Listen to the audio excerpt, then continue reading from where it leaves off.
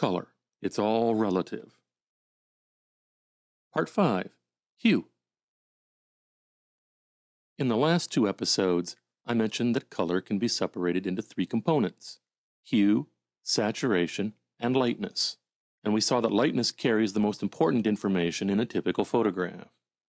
We also saw that saturation works like a control valve, determining whether and how much hue and lightness dominate for a particular color. What is hue? It's the one component of color that we typically use to describe a color. Is it a red, a blue, a green, etc.? When color is fully saturated, hue is completely dominant. With a color circle, fully saturated colors, that is pure hues, are found at the outer edge of the color circle. Photographers who struggle with math find the numeric measure for hue to be confusing. Just remember the initials RGB. It's customary to start with red at the top. This is 0 degrees. It's also 360 degrees.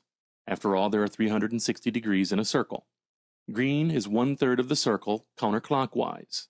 That would be at 120 degrees. Blue is another 1/3 of the circle, at 240 degrees. Between red and green is yellow, at 60 degrees. Cyan falls between green and blue at 180 degrees, and magenta falls between blue and red at 300 degrees. Hue comes from the visible light spectrum. Physicists measure the wavelengths of light reflected by different hues. The color circle wraps the magentas and violets that lie between blue and red around to make a circle instead of a linear representation.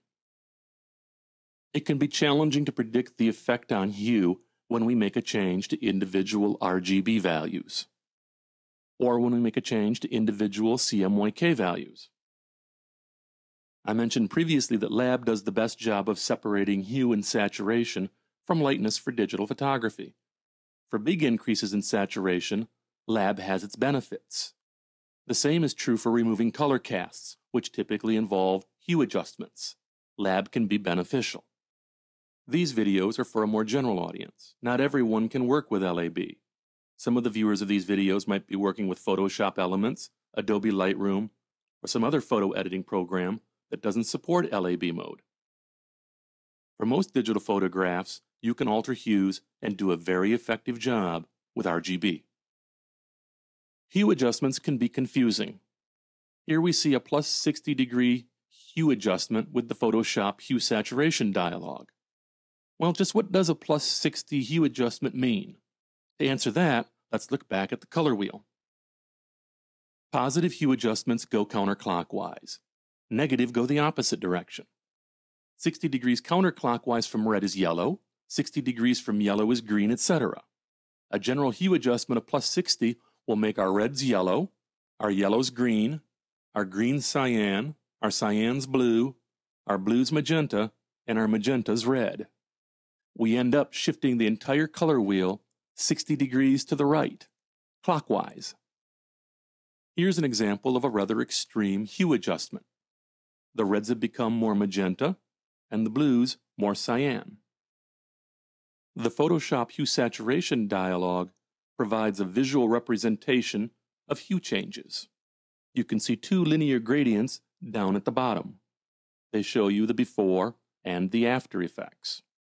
In this case, we can see that our reds will shift to the yellow, our yellows to the green, greens to the cyan, our cyans to the blue, our blues to the magenta, and our magentas to the red.